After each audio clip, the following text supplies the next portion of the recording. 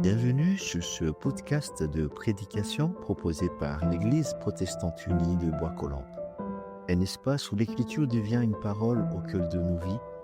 On vous souhaite une belle écoute.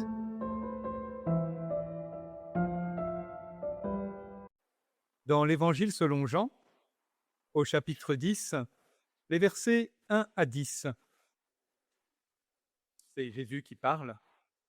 Amen, amen, je vous le dis, celui qui n'entre pas dans l'enclos à moutons par la porte, mais qui l'escalade par un autre côté, celui-là est un voleur et un bandit. Mais celui qui entre par la porte est le berger des moutons. C'est pour lui que le gardien ouvre la porte, les moutons entendent sa voix. Il appelle ses propres moutons par leur nom et les mène dehors. Lorsqu'il les a tous fait sortir, il marche devant eux, et les moutons le suivent, parce qu'ils connaissent sa voix. Ils ne suivront jamais un étranger. Ils le fuiront, parce qu'ils ne connaissent pas la voix des étrangers. Jésus leur tint ce discours figuré, mais eux ne surent pas ce qu'il leur disait. Jésus leur dit encore, « Amen, amen, je vous le dis, c'est moi qui suis la porte des moutons. Tous ceux qui sont venus avant moi sont des voleurs et des bandits, mais les moutons ne les ont pas écoutés. C'est moi qui suis la porte. Si quelqu'un entre par moi, il sera sauvé. Il entrera et sortira et trouvera des pâturages. Le voleur ne vient que pour voler, abattre et détruire.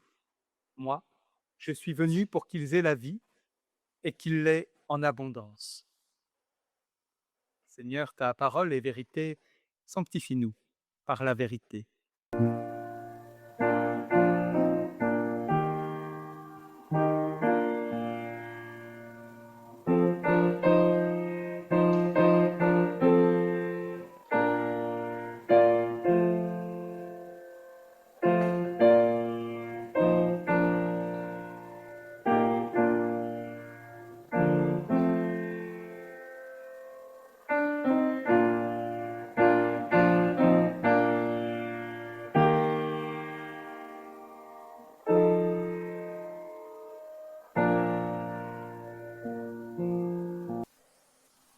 Si l'Église avait retenu la première explication de l'image des moutons, c'est moi qui suis la porte, plutôt que l'explication qui vient dans les versets suivants, ce que nous n'avons pas lu, je suis le bon berger.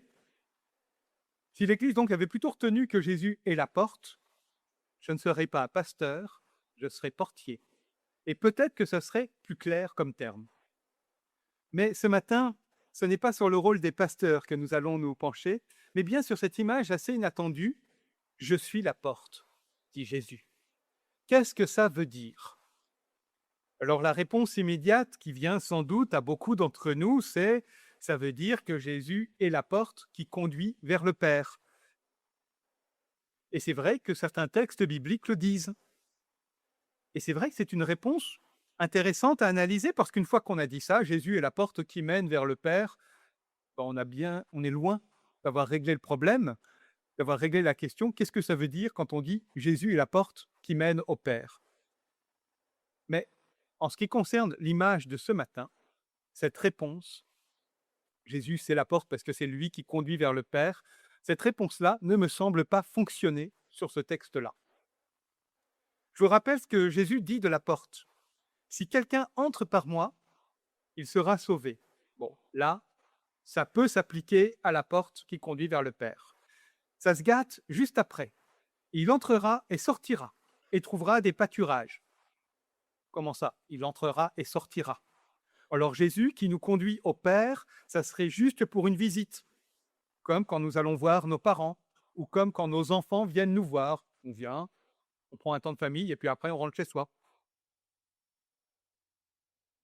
Il me semble que même si je pense que Jésus conduit au Père, c'est une réponse à interpréter, à analyser, c'est pas ça qu'il veut dire.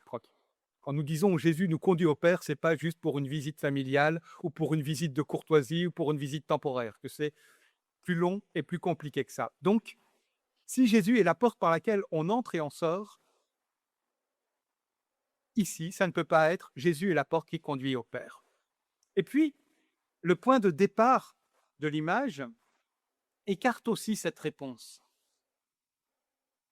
Je le rappelle, celui qui n'entre pas dans l'enclos à moutons par la porte, mais qui l'escalade par un autre côté, celui-là est un voleur et un bandit. Ici, donc, la porte n'ouvre pas sur le royaume de Dieu, elle ouvre sur l'enclos des moutons. Bon, elle pourrait être un passage entre l'enclos des moutons et le royaume. Seulement, ça voudrait dire que le voleur, celui qui rentre par effraction dans l'enclos des moutons, vient du royaume. Ça me semble pas tenir non plus. Non, ça marche pas. Je pense que Jésus, ici, ne se pose pas comme la porte qui conduit au Père, il le fait à d'autres endroits, hein. Il se pose comme la porte entre nous, alias les moutons, et un vaste extérieur où se trouvent aussi bien des bandits que des pâturages. Un vaste extérieur qui, finalement, ressemble beaucoup à notre monde. Jésus se présente comme la porte entre nous et le monde. Et cette porte a deux fonctions. Elle permet d'entrer et de sortir, ce qui est normal pour une porte, et elle permet de contrôler qui entre. Et Jésus commence par cette fonction de contrôle. Celui qui n'entre pas dans l'enclos à moutons par la porte, mais qui l'escalade par un autre côté, celui-là est un voleur et un bandit. Et nous avons une première indication. Jésus ne nous évite pas les cambriolages, les mauvaises rencontres. Jésus n'est pas une porte blindée qui nous met à l'abri de tous les mauvais coups. Non, apparemment, les gens ne passent pas par la porte, mais ils peuvent passer par ailleurs, percer le mur, escalader le mur. Donc, si on croit que Jésus va nous protéger de tous les mauvais coups, là, ce texte-là nous dit non, il y aura quand même des voleurs qui entrent. En revanche, il nous permet d'identifier les mauvaises rencontres comme telles. D'identifier si ce qui vient à nous, si celles et ceux qui viennent à nous sont porteurs de vie ou porteurs de mort. Je dis, c'est aussi bien celles et ceux, les rencontres que nous faisons, mais ça peut être aussi des événements, des aléas, ceux qui viennent à nous. Il y a des choses qui viennent à nous, et quelquefois, il y a des gens qui viennent à nous, et ça n'est pas toujours facile de savoir si c'est bon ou mauvais, si c'est porteur de vie ou porteur de mort. Et Jésus nous dit, regardez par où il passe. Est-ce que ça passe par moi ou est-ce que ça escalade le mur? Alors bien sûr, il ne s'agit pas de dire que ceux qui sont chrétiens seraient porteurs de vie, forcément, et que ceux qui ne le sont pas seraient forcément porteurs de mort. Ça serait trop simple. Et en plus, on se rendrait tout de suite compte que ça ne marche pas.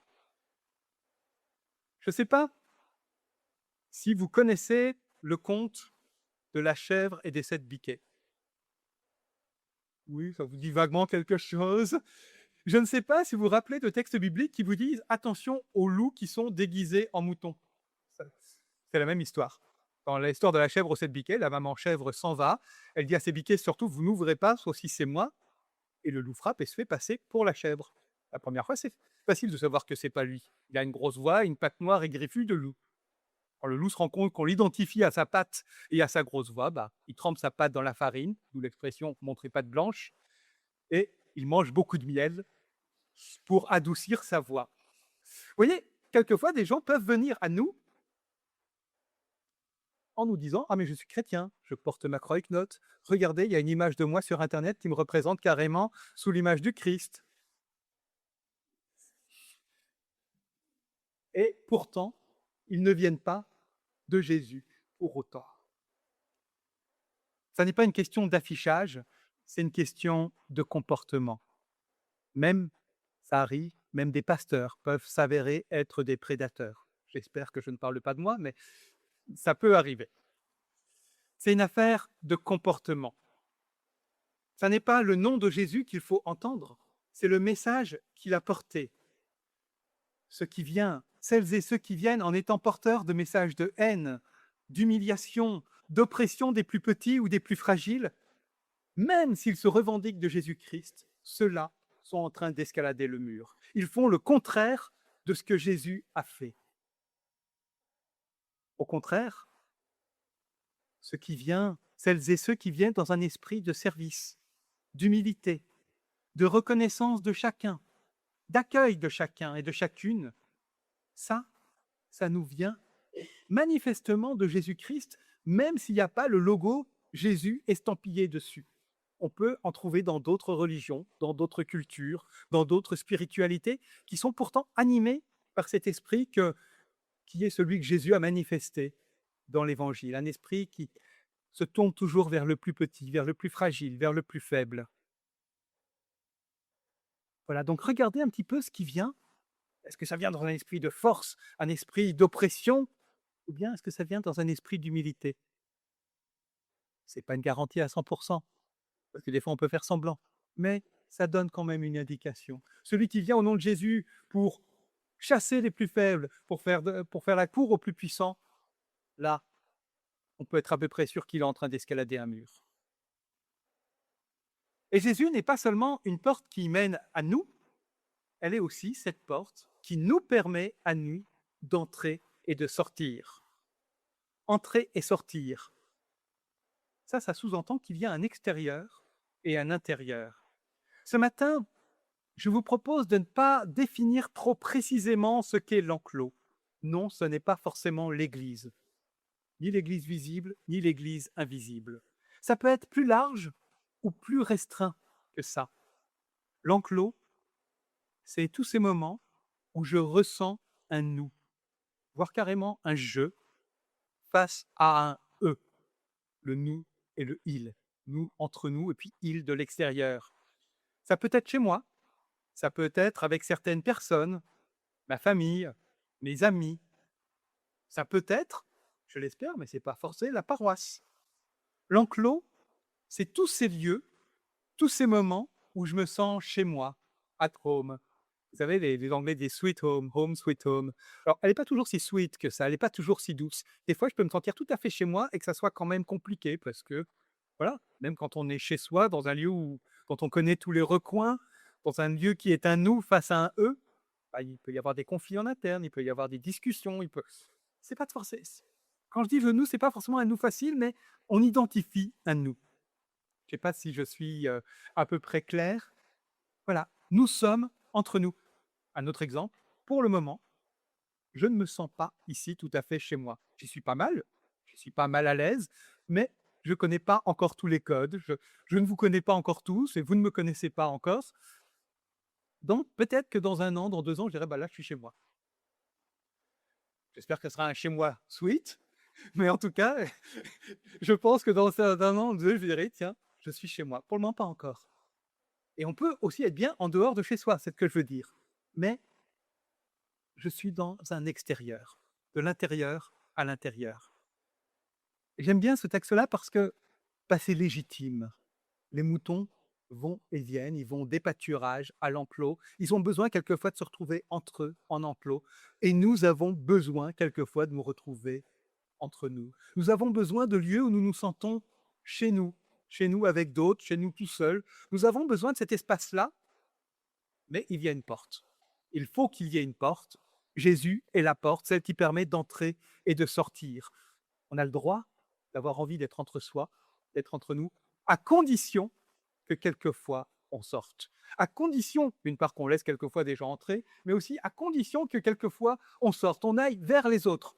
S'il y a une porte, si Jésus nous montre qu'il y a une porte, c'est pour nous inviter à sortir. Et il nous dit dehors, oui, il y a des bandits, il y a des voleurs, mais il y a aussi des pâturages. Il y a aussi des bons champs. Et oui, quand on montre qu'il y a une porte, si je vous montre la porte, c'est généralement pour que vous la preniez. Sauf si je vous la montre pour vous dire surtout ne la prenez pas. Mais même si je fais ça, je vous donne envie de la prendre. Je vous ai raconté l'histoire des 7 biquets, je ne vous raconterai pas celle de Barbe Bleue, mais dès qu'on a une porte, dès qu'on indique une porte, quelque part, il y a l'envie de la prendre. Et là, Jésus montre la porte pour que nous ayons envie de la prendre, de sortir. Et de nouveau, est-ce que nous allons escalader la muraille ou est-ce que nous allons passer par cette porte qui est Jésus?